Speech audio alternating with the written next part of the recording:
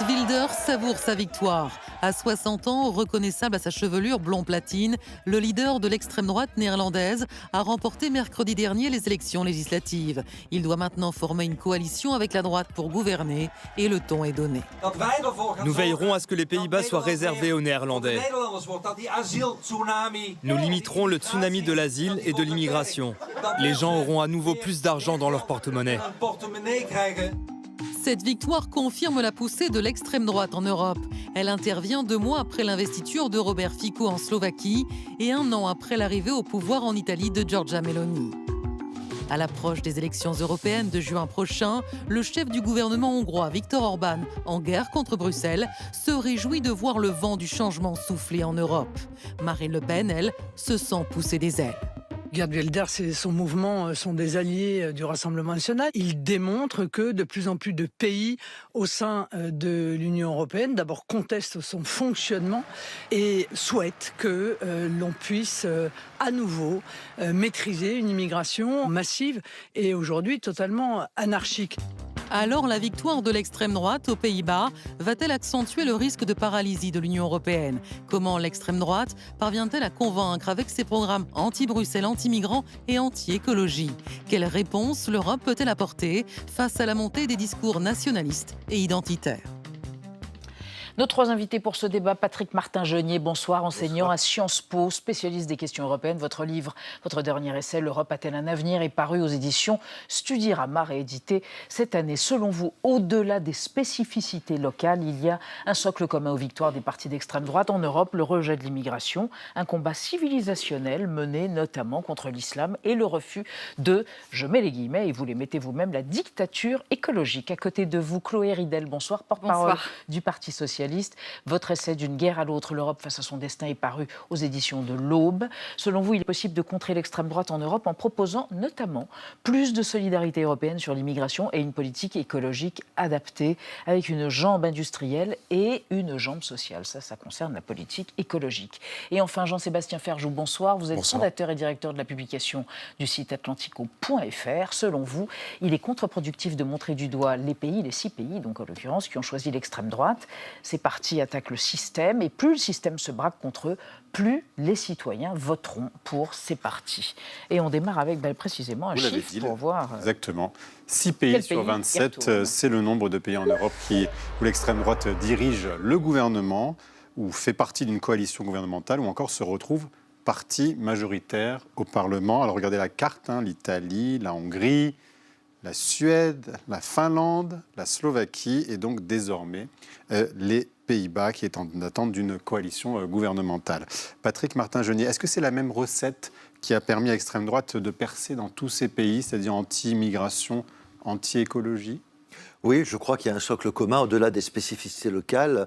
On le voit bien, effectivement, c'est d'abord la thématique anti-migratoire qui se double de messages haineux qui, effectivement, disant, eh bien, c'est la civilisation chrétienne occidentale qui est en danger. L'islam vient dans nos pays, tout cela n'est pas compatible avec nos modes de vie européens. Donc, l'aspect migratoire, on a bien vu avec les drames humains qui se jouent en Méditerranée ou ailleurs, eh bien, on a parlé d'une déferlante migratoire.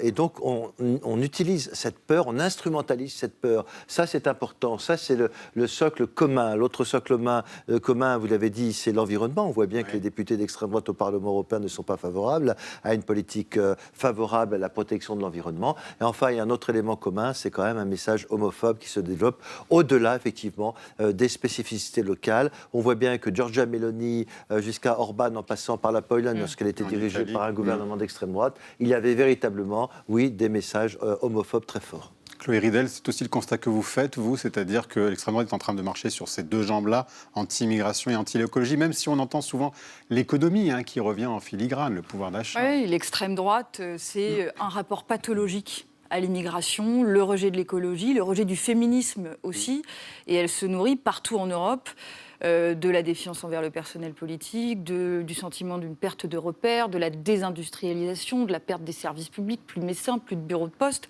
Mais ce qu'on peut voir aussi au fur et à mesure que les extrêmes droites arrivent au pouvoir en Europe, c'est que là où elles sont au pouvoir, elles ne défendent pas ceux qui travaillent ou ceux qui sont pauvres. Je prends l'exemple de la Hongrie, où Viktor Orban est au pouvoir depuis 15 ans. La Hongrie, c'est le pays où les travailleurs ont perdu le plus de salaire, moins 20% en salaire réel depuis le début de la crise inflationniste, par exemple. Rien n'a été fait pour soutenir les salaires des travailleurs. En Italie, parce qu'il a complètement corseté les médias, il n'y a plus de presse libre en Hongrie, par exemple, plus de liberté de la recherche. En Italie, vous avez Giorgia Meloni, l'une des premières choses qu'elle fait, c'est de supprimer le RSA.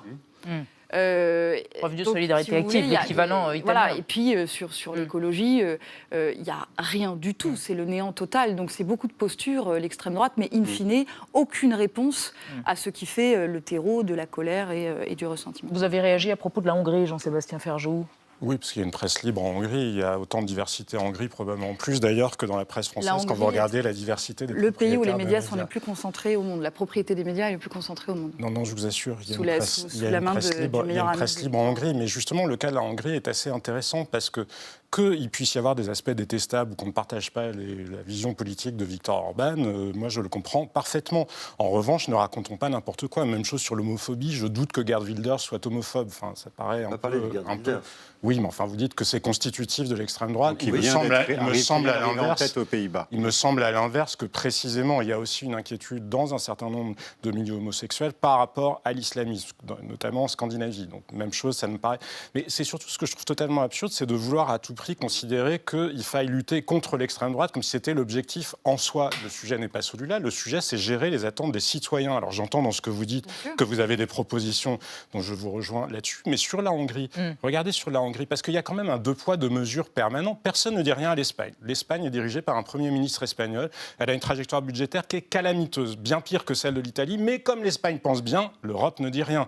Même chose. Là, il ne vous a pas échappé qu'il y a beaucoup de manifestations en Espagne. Le Premier ministre espagnol s'assoit sur la Constitution espagnole qui interdit spécifiquement les amnesties à catégorie générale. C'est pourtant ce que M. Sanchez fait par ailleurs en disant aux Catalans « je vous achète vos votes puisque si je vais supprimer 20% de la dette catalane reprise par l'État central ».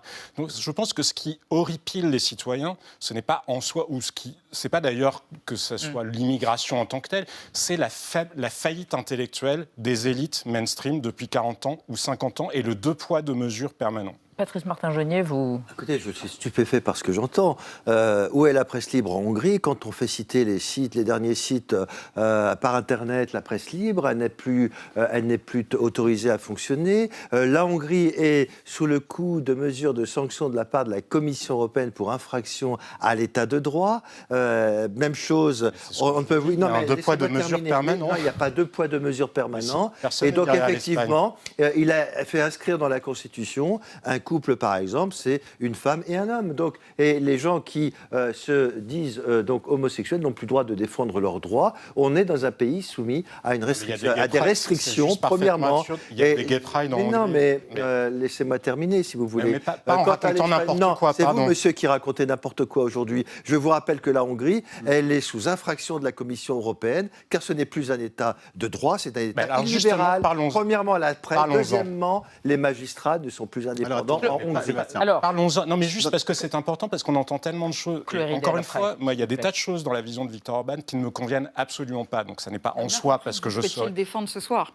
Non, mais ce que je souhaite défendre, figurez-vous, c'est la justesse dans l'information. Parce que précisément, ce qui alimente les extrêmes droites, c'est un système qui répète en boucle les mêmes erreurs et les mêmes bêtises, avec le même poids de mesure. Mais sur le projet Erasmus, par exemple, Elisabeth, est-ce que vous savez que la Hongrie, à l'heure actuelle, parce que dans ses universités, dans les conseils d'administration, il y a 10% d'élus politiques. 10% seulement d'élus politiques. Par ailleurs, les universités sont libres en Hongrie. Eh bien, l'Europe a décidé de priver tous les étudiants hongrois de programme Erasmus. Ça, c'est la réalité. Est-ce que vous pouvez sérieusement considérer que les universités françaises ne seraient pas politisées ? La question que pose Jean-Sébastien Ferjou, c'est quand même la diabolisation, c'est-à-dire lutter contre cette extrême droite en la diabolisant, en disant que tout ce qu'elle fait est hors de propos. Est-ce que quelque part, c'est pas un angle mort de votre réflexion ? Mais attention, parce que la diabolisation, elle est justifiée.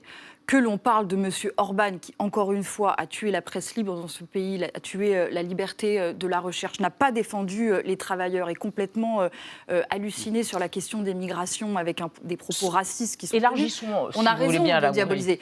Mais par contre, il faut répondre au fondement du vote d'extrême droite, qui, je le répète, se construit sur la destruction des emplois, la perte des emplois de qualité dans les territoires du fait de la désindustrialisation, etc., etc. Et puis, il faut démonter leur programme.